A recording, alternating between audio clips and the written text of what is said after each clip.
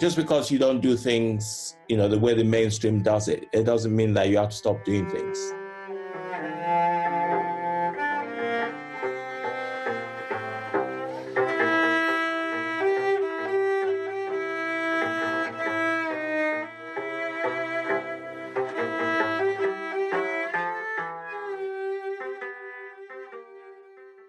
My name's Sean Lee. I'm an East Asian and I'm a visibly disabled artist and curator. I'm a queer artist as well.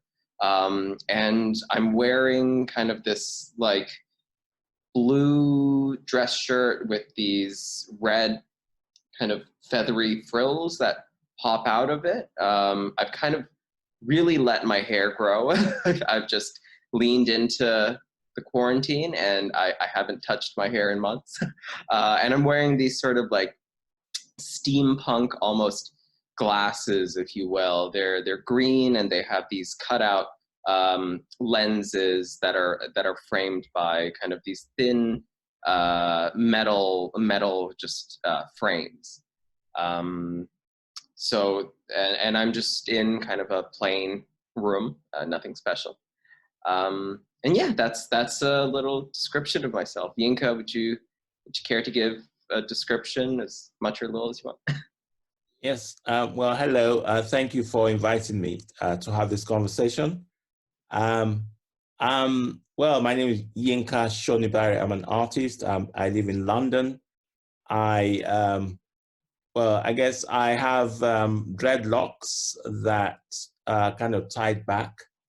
And I'm a wheelchair user, and I have, I'm wearing a blue cardigan with a linen shirt. The weather is kind of not too cold in London at the moment, and then I have my bookshelf behind me. It looks a little bit. It's not entirely tidy. But then that's a sign that the bookshelf is used. So in my case, I found ways of actually doing things differently in my own way.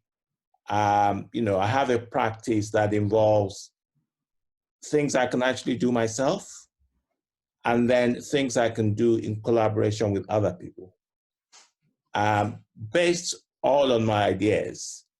And so I have a drawing practice where I make prints, and those drawings I can do myself.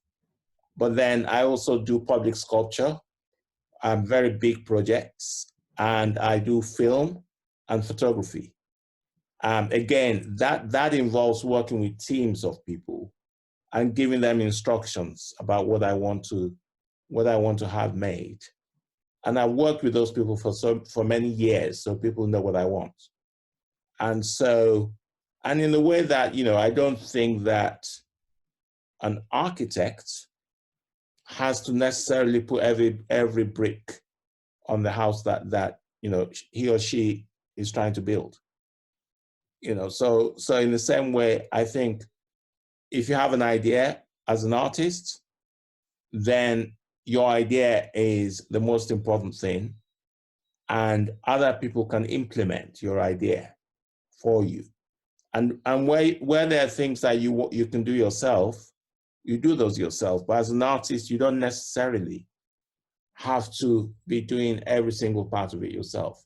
As long as the vision is yours, then you can find other people to implement. That's fine. So, and that's how I've built my own practice over the years. If you think about the history of feminism, for example, or civil rights movement, those groups have had struggles over the years. And, women have pushed to be recognized, quite rightly. And the reason I actually described it as the last avant-garde is that disability rights and disability expressions haven't been acknowledged by the mainstream in the same way. Whereas there's actually a very strong, Black art movement. Many Black artists are being recognized for their work, and they're pushing for that, and quite rightly so. And I think that artists with disabilities should also, as a matter of civil rights, push for their place in the mainstream. My first encounter with disability art was when I worked for SHAPE. SHAPE is a charity in London, and mainly SHAPE make the arts accessible to people with disabilities. And that might be, supporting projects with disability artists, from exhibitions to, enabling people to get to see shows, and also taking the arts into places like, day centers as well. And so generally supporting the art of disabled people. And I worked for SHAPE for about 6 years at the beginning of my career. And that's when I actually really got to meet a lot of artists with disabilities, and I got to understand the sector a little bit more. And, and I think that the unfortunate thing I find is the fact that the two things tend to be separated. What I mean by that is, so you've got mainstream art practice on the one hand, and then you've got disability arts practice on the other hand. But I actually don't think there should be that separation. I think that the two should be aligned. I think that, the audiences can appreciate any kind of art. And I think that, I've always been determined that I didn't want to be in a kind of separate pigeonhole. Whilst I acknowledge the importance of being visible as an artist with disability, I want to show my work at MoMA.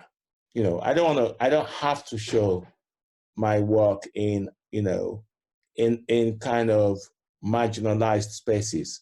Even though, I think that, I think it's important to have project spaces for emerging artists.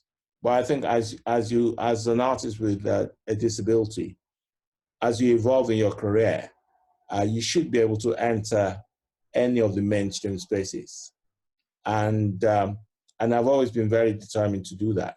And there are artists who've actually transformed their disability into something really creative. And actually I think disability can be an impetus for creativity, actually, most times. So, and I think that's why I think it's the avant-garde that's not being as celebrated. And I do see, I think, more and more this work being taken up. For example, like at the last Whitney Biennial, artists like Christine Sun Kim, who's a deaf artist, now based in Berlin, and Carolyn Lazar, who's a disabled artist based in the US. Like they were included as part of the biennial, right? But I think what I also recognize more and more is that when artists are brought into these spaces, Eliza Chandler, who's a disability curator and mentor of mine, once told me that deaf and disability arts is sort of inherently political. So in this time of increased enthusiasm for our work, that disabled artists need to remain vigilant about how the work is maybe engaged with. Because as we often say, like our art can't necessarily be separated from our politics. And so I'm wondering if as an artist who is a disabled artist, do you feel that your works embody a sense of politics? I mean, I think you embody a number of politics in your work, so maybe you could speak to that a little. Yes, I mean, I have a disability, but I also have my African heritage and my race. I'm a Black artist, and I have to acknowledge all those things. And, I acknowledge all those things in my practice. And I think that because of the question of identity and then disability on top of that, you will find that most artists with disabilities also have other identities. It could be sexuality, it could be identity, and they we're kind of complex people. And, and I find that I explore those things in my work. And I think that, the disability also manifests in some of the things I make and the way that they're made. But you were talking about politics. I mean, I think politics is an essential part of what we do as artists. I actually think it's impossible to make non-political work, because the moment you make an expression and the choices you make are actually based on your political beliefs in a way. The main issue with a lot of disability arts, and it's also another issue that's concerned me, and that's the question of going to art school, art colleges and education. Who are the people who have access to education? And if they do have access to education, is the college itself accessible? Well, I think about my time in art school and the ways that a lot of the professors there, they would speak to, feminist arts, Black arts, queer arts, and the movements that developed there, right? But disability was always seen in that much more charitable model. And so Yeah. I think that's what attracted me to your idea that disability arts is the last avant-garde, because it gave gravity to disability arts as a movement, but also as it situated it within the context of those other movements that have emerged and people have begun to recognize. Because disability arts has always been relegated, I think, into this more charitable place. And even though we're breaking away from it, Yes. I think it's still, with the best of intentions, when I'm approached by organizations, sometimes they have a very charitable or very medically focused model that they're working in. Absolutely. And we need to get away from that kind of medical model, and move to a more kind of political and social model. And I think that some of us, we've demonstrated that we can compete, with anybody out there. We just need access, and we need access to the right things, to the right sort of spaces for us, and to express ourselves. And I wonder, this idea of disability arts and culture as being revolutionary, do you feel like maybe things have changed at all since you started at SHAPE, the conversation around disability arts? Or are we oftentimes starting from square one over again? I think that there's a lot of work to be done. Because, a radical idea would be for a lot of the mainstream spaces, from the AGO to MoMA, to actually have a policy about it. What are they actually doing? I don't know. What can they tell us? And I think that's certainly a good place to start. And to have that throughout their museum. I'm not just talking about the end where you actually see the shows. I'm also talking about who they employ in those buildings. Do they have anyone on their staff? Do they have people? Do they have disability awareness? What are they actually doing? So, and I'm talking about both the exhibition spaces and also the management staff. Yes. Because Totally. once you start to change a culture, in a rounded way like that, then you start to change the content. But until that happens, ableism is also a form of power. And then what has actually been happening with identity politics. There's been a whole movement to actually decolonize the canon. Yeah. And I think we could apply that to disability arts. Yeah. What we're trying to do is to actually expand the canon. Yeah. And to actually reduce its exclusivity. And I wonder if you might speak to some of your upcoming projects, you know, like I know you've got your World Reimagined project coming up, and to me, like that's so irresistible, is reimagining the world. So I wonder if you could speak to that.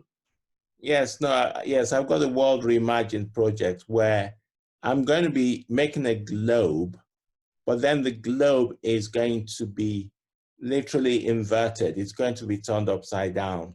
And I'm kind of remaking the kind of hierarchies of the world, but through mapping and through the map. So, and I'm actually tracing the what Africa has actually exported to the world, but in terms of the body of knowledge, not slavery. Right. And so I'm going to remap those. And so rather than having a kind of transatlantic slave trade, I'm kind of looking at a trade in knowledge, but coming out of Africa, not you know, and the way that the world has actually shared some of that knowledge. So, so it's a kind of it's the reverse of you know, that kind of enslavement and exploitation. You know, my creativity has actually come from my difference. Yeah. So I don't want to be the same at all. No way. Yeah. If I was the same as everybody else, I wouldn't have a career.